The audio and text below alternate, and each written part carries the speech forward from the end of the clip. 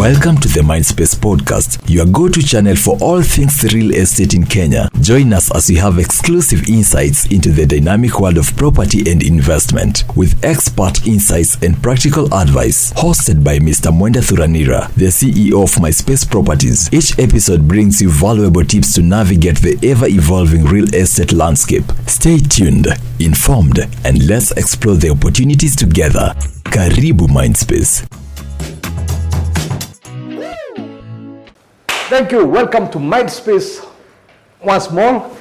And this is the only real estate we don't get to sell. And today is a very special day since we are talking matters education, matters relocation, matters maju, matters kwenda huko kutafuta opportunities. And I have a special guest, a friend for many years, a former college mate and best friend to my wife Vanessa. And today she's doing something very special. After living in New Zealand and Australia for over 21 years, she has decided now to give back to the community, which is by way of getting students to go study in New Zealand, getting people who want to migrate to New Zealand to go there. It's an uncharted market, and she'll tell us more about it, why somebody should relocate to New Zealand. And hopefully also she relocates some New Zealanders to Kenya. So join me in welcoming one and only Janet Kamau. Karibu Janet. How are you? I'm very good. Karibu sana. Asante Karibu sana. So who's Janet Kamau? Who is Janet Kamau? I am a Kenyan who has been living in New Zealand for 21 years. I left on the same day as Vanessa. Vanessa went to the United States and I went to Australia. And I have known both you and Vanessa for almost 30 years. So we've known each other a long time. I'm also an educationist now. I've been a construction project manager for 19 years, and I recently gave it up to actually do this. Yeah. Why are you doing this? Why am I doing this? I'm doing this because I am what I would like to call a living ancestor. My responsibilities for the community are changing. I'm no longer an active parent. My daughter left home about 3 years ago. And after COVID, I decided that I needed to shift what I was doing. I had people give me opportunities, and now I have an opportunity to give back. Okay. Yes. Wow. So tell us the journey. The journey. Woo. So I was born in Mombasa in the 70s, and my parents were one of the original Githurai 44 crew. We arrived in Githurai in the early 1980s. And my dad had a passion for education, and my mom had a passion for business. My mom never went to school, but she really wanted for us, the girls, to actually be educated. And I happened to be one of those people who got the chance. Via Utalii, I didn't make it to go to university. I didn't get called to campus, but I was in Utalii, and that's where I met Vanessa and yourself. And then went to Australia and did 4 years in Australia.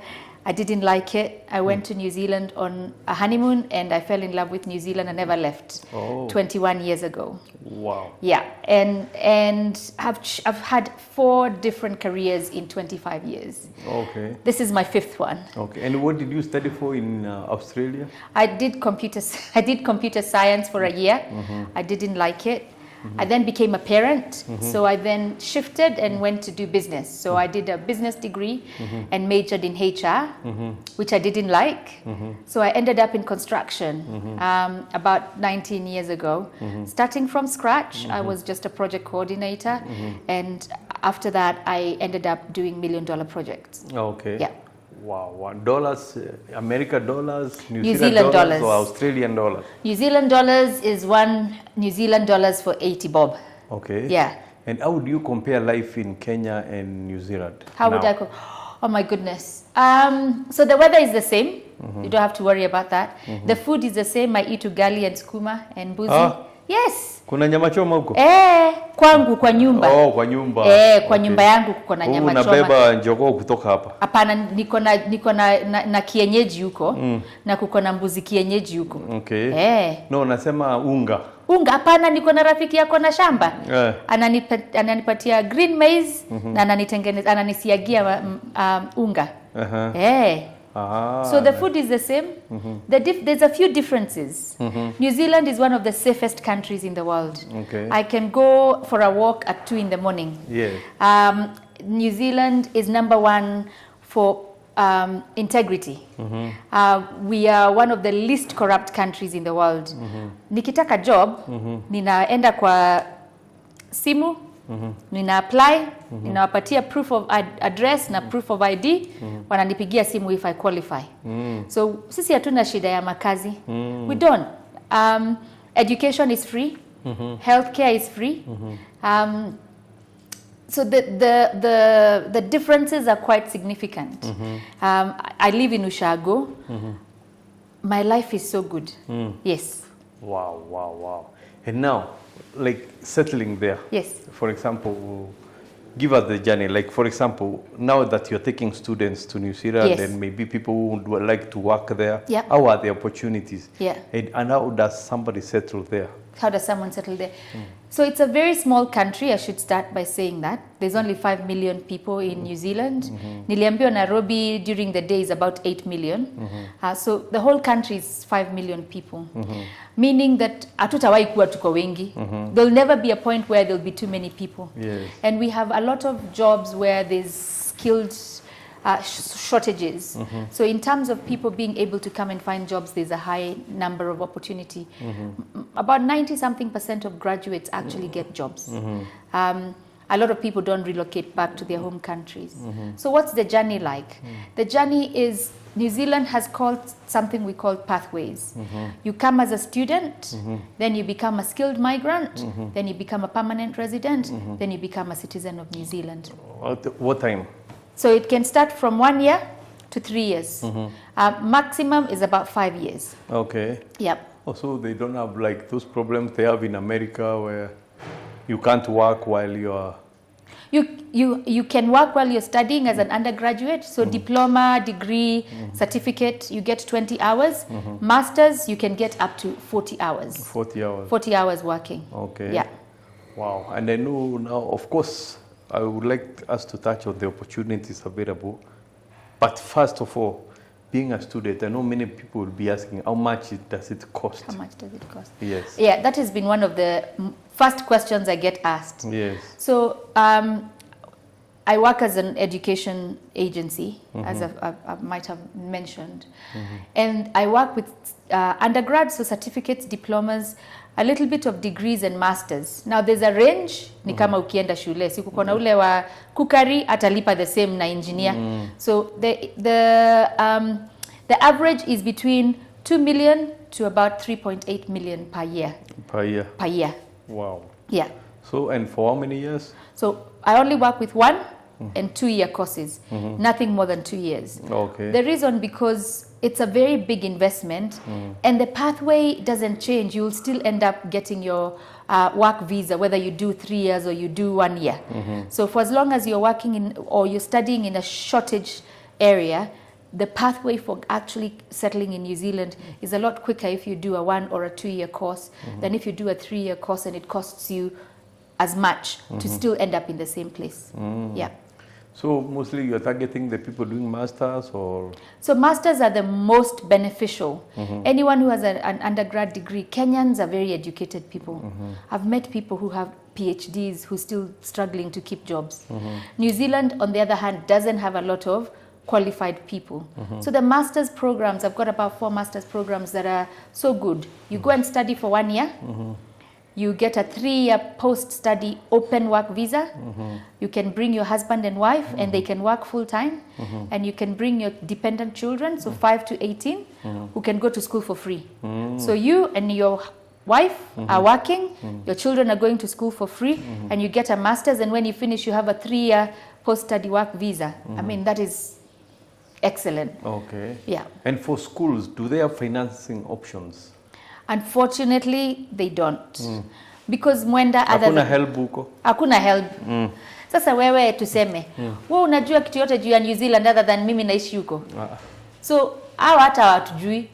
In fact, wanafikiria mtu kutoka Kenya ni Africa ni one country, New Zealand. So, ukianza kuambia Kenya kuko na 56 million, hawajui, hawalewi, hapana. So, hakuna financial assistance. Na ni kwa ajili we don't have enough of us. The more of us that go, the easier it is for us to get lobby for scholarships. That's number one. Number two, serikali yetu haijaienda New Zealand kuenda kusema ati tunaishi. So if there was a way a government would talk so that we can have MOUs or we can actually end up having scholarships, it would be a very good thing to do. Yeah. Okay. And now when it like, can you use help from here there? Sijaangalia. Ila nimeangalia is kama tunaweza pata loan na equity. Na kama equity inaweza saidia wazazi na bank statements. Because kuko na wazazi wengi sana wanatumia M-Pesa. Na wanaweza onyeshana they have money coming and going. But Kenyans conventionally don't use bank accounts to operate. Okay. In New Zealand, everything is a bank. Okay. So trying to also educate culturally watu wanatumianga pesa differently. Ukiamwambia unaweza pata pesa ya chama, ajui chama ni nini. So it's trying to also educate the New Zealand government and the New Zealand schools that there are different ways of generating financial stability. Oh, financing education. Yeah. And now the locals, do they get funding for university? How much it's free? We get funding. So I'm currently doing a couple of degrees, and my 2 degrees will cost for 2 years. Will cost me 250,000 Kenya shillings, and I can pay $5 until I die. Oh, okay. It's interest free. So 250 is less than 10,000 New Zealand dollars for 2 degrees. Okay. Yeah. So now what I'm getting from you is like mostly it works more beneficial for somebody who wants to relocate, not somebody who wants just to go get education and come back, or both ways. Both ways. You're very lucky, and I was thinking about my friends wale walienda majuna wakarudi, and I counted, I have about 5. I happen to be one of the few that stayed. But watu wengi sana nikikutana nao, wataki kuenda warudi. Wanataka kuenda, waji-establish, alafu warudi kama mimi. You are saying New Zealanders need to, I'm a New Zealander, I'll be the first one to settle back. Oh, kubo watu wengi warudingi. Hawatu warudi. Is that good? Yeah, that's good. I can't wait to get there. That's good. Nimemu-invite kwanza. But 29 hours on a flight. 29 hours travel. So 5 hours to Dubai, then 5 hours in Dubai, and then 19 hours. From Dubai now to New Zealand? Yes. Wow. So now, you're listening to us, and you're learning on how you can be a New Zealander. We are getting to learn a lot today. We'll be right back.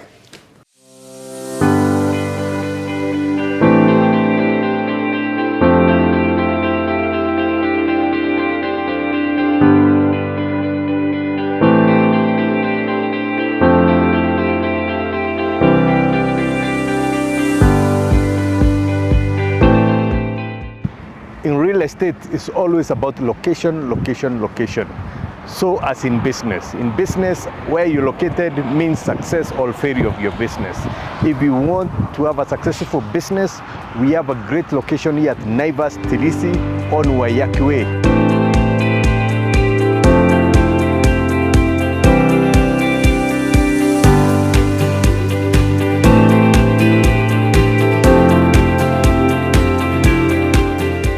You're going to Kisumu, you're going to Eldoret, you're going to Nakuru, you're going to the Murembe Nation.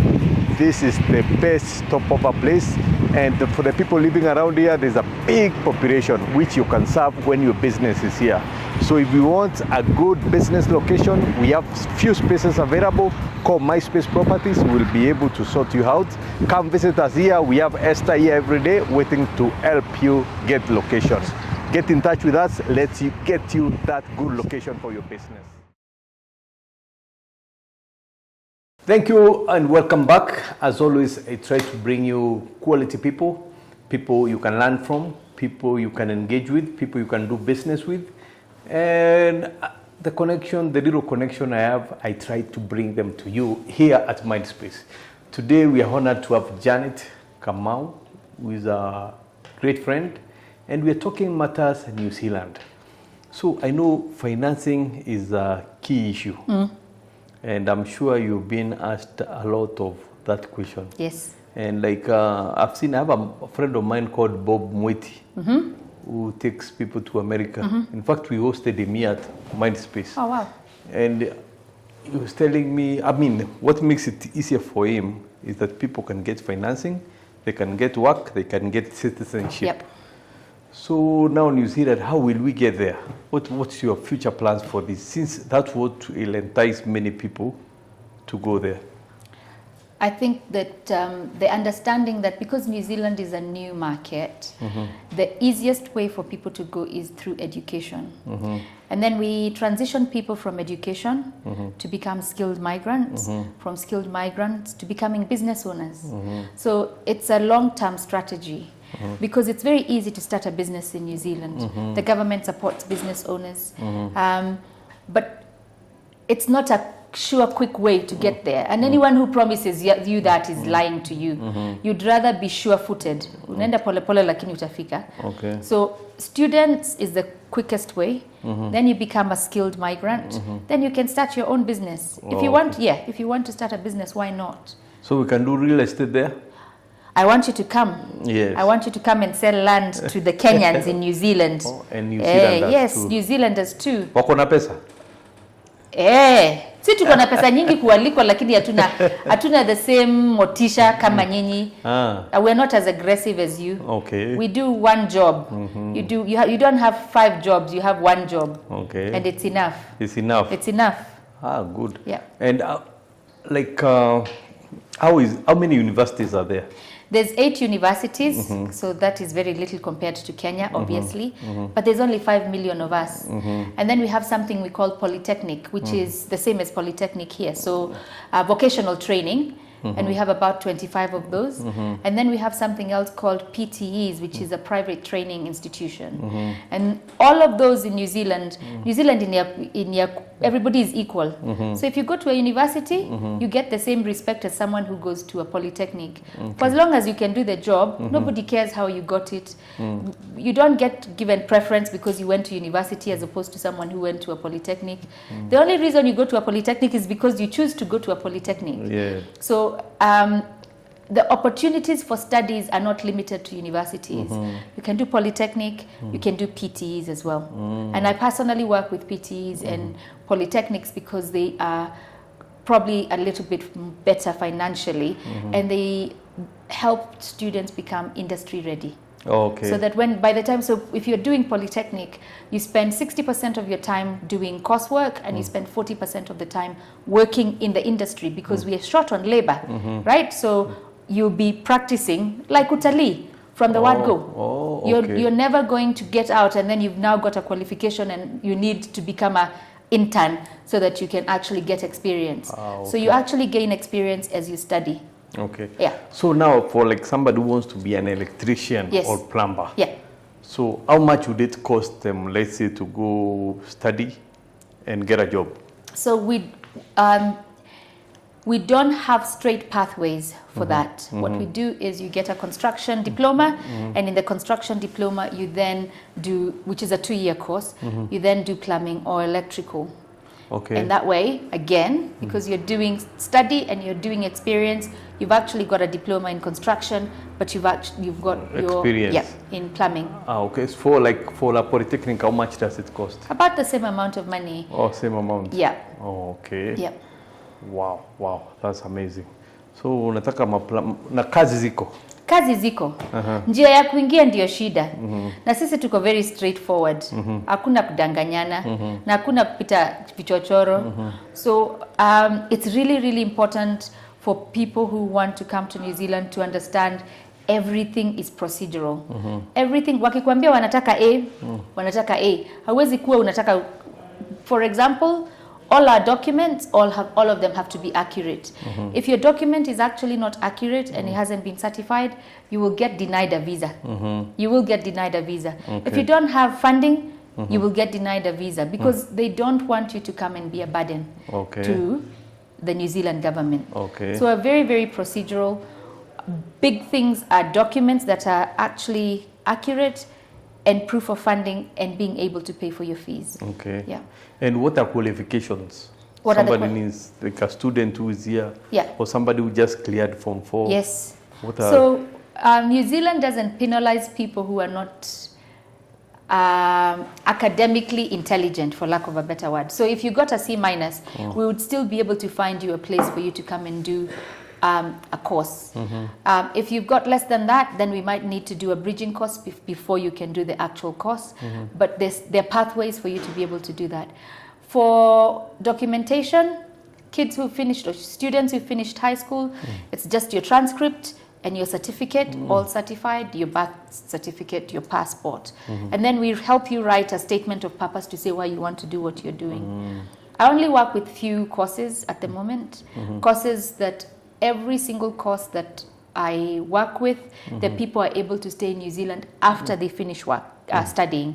So health and well-being, which is caregiving, cookery, early childhood, engineering, quantity surveying and construction, and then master's courses, and ICT, ICT, yeah. Wow. Yeah. Wow. Thank you. If you're watching us today and you're learning something, please subscribe to our YouTube channel so that we can keep this growing and keep it moving and keep you informed.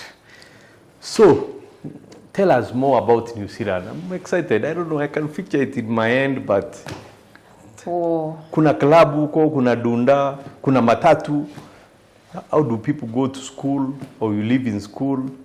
How does it work? So we don't have matatus. I'm sure there are clubs, but I haven't been to one. Sinakwambia naishi Ushago. Club iko kwa nyumba. Party ukitaka unaingia tu kwa nyumba. Kwa nyumba. Lakini for students who are going to be in the city, I'm very sure. In fact, there's many. Let me say there's many. I just don't go to them. We don't have matatu. We have buses. But in Kenya, cars, maybe when I was here 25 years ago, cars were a luxury. Maybe not now. But in New Zealand, it's essential. Almost everyone from the age of 16 has a car. Everybody has a car because you need a car to go from point A to point B. There's no trains? There's trains and buses. Lakini hata watu wa first world unajua wana complain ati basi imechelewa na wataki kuchelewa, so wanaingia kwa gari. So, au baiskeli. People ride bicycles. It's very, very common for people to ride bicycles everywhere. Si awadheni. Hapana.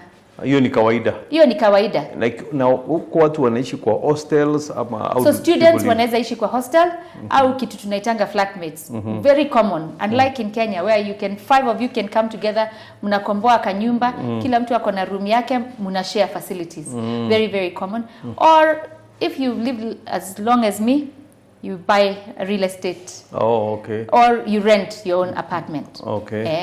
And I mean, it's walking distance from the university. A lot of them are walking distance from the university.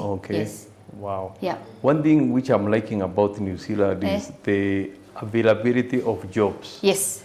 Tell us about the opportunities available. So in New Zealand, of 5 million, we have about 3% unemployment rate. That is people who are really not wanting to go to work. It's not because the work isn't there. There's so much work. We have something we call a minimum wage. So nobody can pay you any less than what the government has sanctioned for you to be paid, and the minimum number of hours you can work. So it's about $23.50, which works out to be about 1,800 Kenya shillings per hour for 4 hours minimum. So if someone calls you on a casual shift, aseme kuja unifanyie production, ukimaliza after 30 minutes, you still have to pay for the 4 hours kama employer. And they're very strict on employment law. So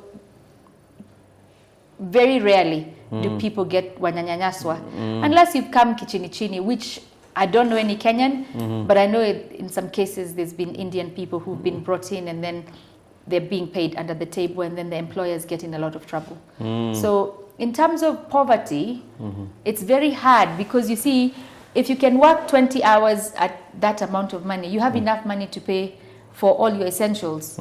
Zile unaweza kosa pengine ni ya kwenda club. Okay. But in terms of the basics, they're covered. The $23.50 is unskilled labor.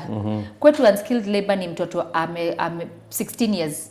Mama amemwambia usikae nyumbani ende ukatafute kazi. So as a 16-year-old, that's how much a 16-year-old would be paid.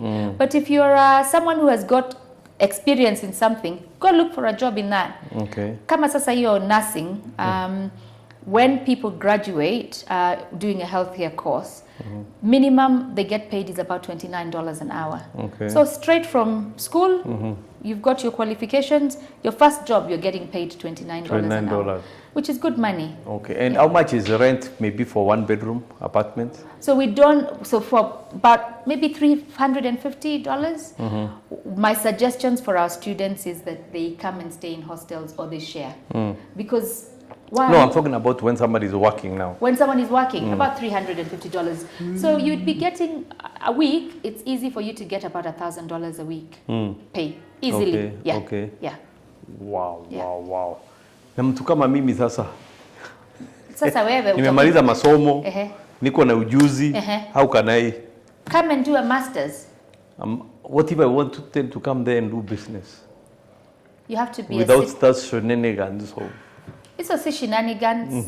Hizo ni make sure watu hawakuji wanauza tu nyumba alafu wanapotea. Si lazima wajue kule unaishi. Na watajuaje kule unaishi if they haven't taken 5 years to get to know who you are before they give you citizenship. So if you're a permanent resident and a citizen, you can run a business. Oh, you have to be a citizen to run business? Yes. You can't get like a business or investor visa? You can get an investor visa. It's about 10 million New Zealand dollars. Okay. That has to be invested over a period of time. I don't know very well about it, but yeah, you can. Oh, okay. Yeah. Wow. Yeah. I'm really excited. I'm coming there soon. Watu wa Newzealand, mimi nakuja hapo within a year. I have to come see what's there in the market and most importantly tell you what's available in Kenya. Yes. So keep saving your money, keep your money ready. We are coming to give you real estate options and opportunities available in Kenya. I want you to come. I want you to come and talk to us about how we can reinvest. Yeah. Because majority of us have been there a long time. Yeah. And we haven't really made significant inroads in getting investment in Kenya, and there's so many opportunities here. Okay. Why? Myspace Properties is here. I know. We're talking about it. I was telling you, hata nimeweka order, si ndio? Yes. Niko na order mbili. Yes. So apartment hiyo nitakusoti. Apartment na shamba. Sawa. Huko Kamiti Road. Ujenge flat moja hapo ukulange rent siku za useni. Sinishafika huko. Alafu na apartment kakukama ya Airbnb, you get cash flow. Unajua ukikuja hapa Kenya pia tuna need money. Nili notice.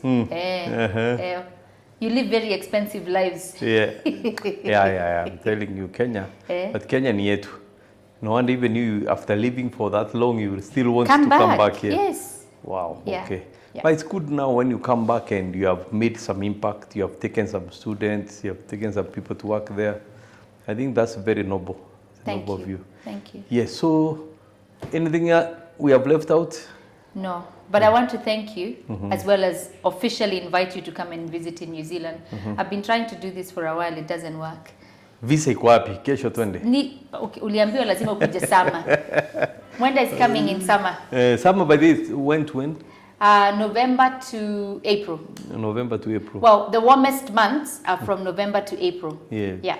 In fact, I want to come there, but that thought of 29 hours in a flight. Not if you're in business class. Oh. Siwezi enda niko huko nyuma huko na mang'ombe. Ati ng'ombe. It's called cattle class. Cattle class. Hata hiyo si mbaya, lakini sasa ile miaka tuko, lazima tuanze kunegotiate what is important. Because if it's going to take you 2 weeks to get used to jet lag, sasa si unatupoteza pesa. Exactly. So time is money. Time is money and health. Yes. And health. Yeah, so anyway. Wow. Karibu sana. Antakuja. Asante sana. So if somebody wants to get in touch with you, yes. if somebody wants to come to New Zealand, yes. watakuja waishi kwako au? Hapana, msikuje kuishi kwetu. Lakini tutawasaidia every which way. Yes. Every single which way. From course selection to visa application to airport pickups to cultural competence and cultural integration to introducing you to the community to helping you find where to stay to helping you settle in New Zealand. And we do all that. We don't charge our students a single coin. There's something you have mentioned about cultural competence. Kwani unadhani hatujui kuishi? Mimi hata niko na culture shock. Kenya na nilizaliwa hapa. Okay. Kwa hiyo mtu anafunzwa nini hiyo kuwa integrated? What are you taught? Quite a few things. One of the simple things. Kushika fork. Hapana, hakuna hiyo hatua. Ni ile unajua mtu anaweza kukuongelesha na unashindwa anaongea Kizungu au aongee Kizungu.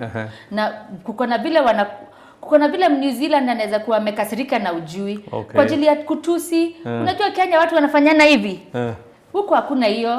Unaona tu mtu anakuangalia. Huko ni wapole kama wa Japanese. Lakini atakufanya kidhambi au taamini. So hautajua hivyo unless mtu akwambie that's what happens. Uki-expect ati kwa ajili mtu amekuchekesha mtenda kwake kwa nyumba, unaweza kaa miaka 10 na siwahi kukuinvite muende mkakunywa bia. Unaona? They are friendly but not necessarily as friendly and hospitable as Kenyans. So it's little things. Kwetu lazima ukuwe na bank account.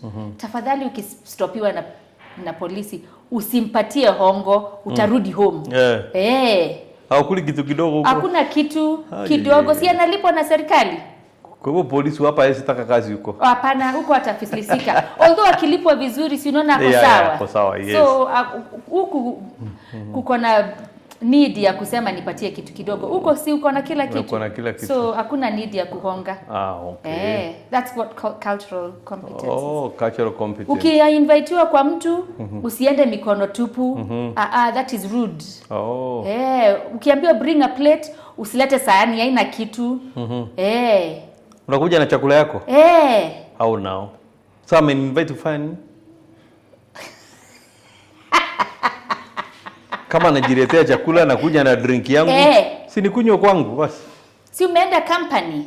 Si sana nakwambia cultural competence. Okay.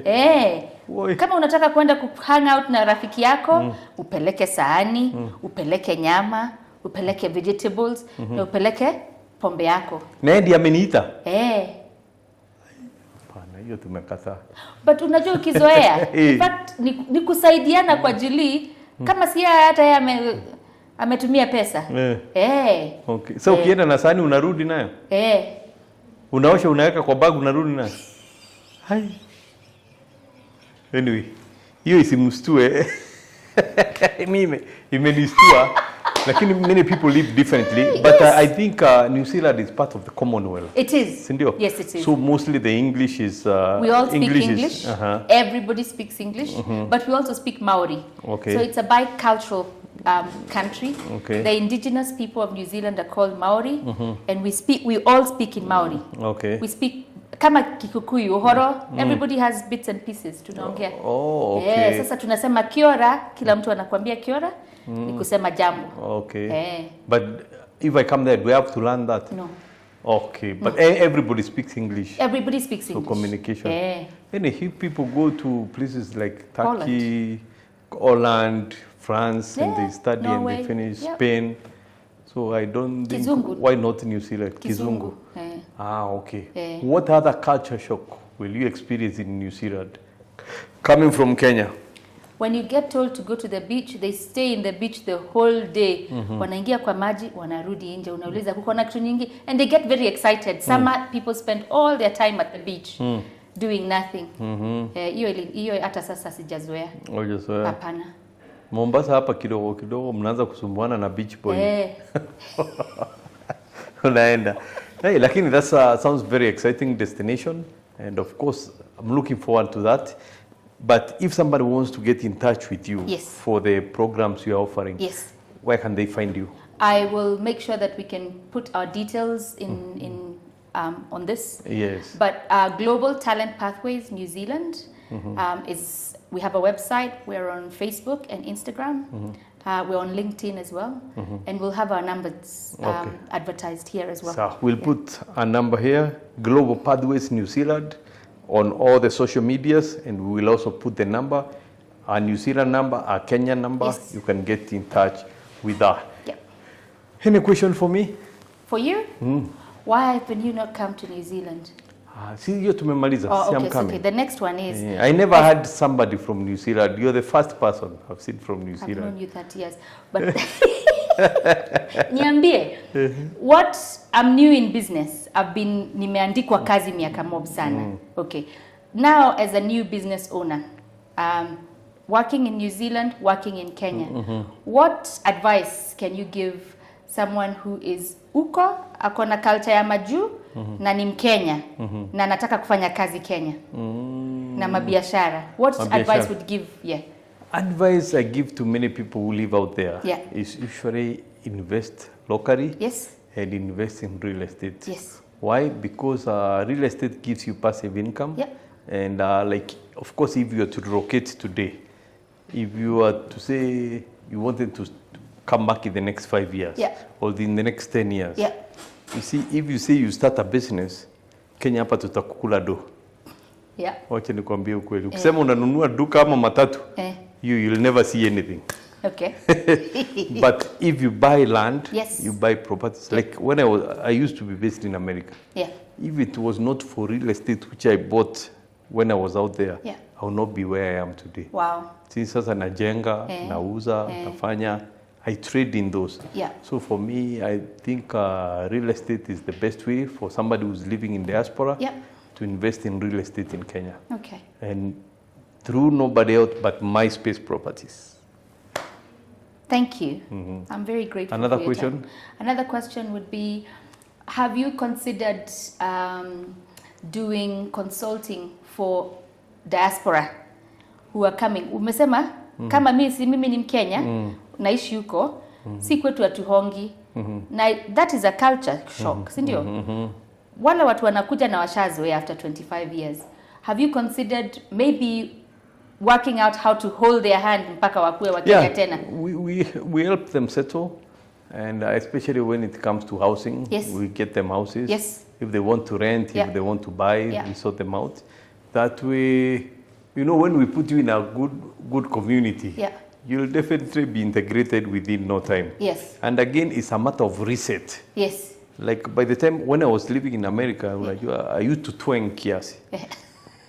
Wanasema important, you know what I'm saying? What's up, man? But the moment I landed at Jomo Kenyatta, the Kimeru accent ikarudi. Back to factory setting. So that's what happens. If somebody has lived here, coming back and integrating is not hard. Yes, of course, you know, there's a difference in time, people change and stuff like that. But it's not easy. If you've been here, if I see somebody coming from Germany and settling here, and they're comfortable, kapisa, they call it home, they're good to go. I don't think somebody who has lived here before, who was born here, would have a problem. But when it comes to investment, business, we guide them in the right way. Yes. Yeah, okay. Sawa, thank you. Parting shot? It's been fantastic.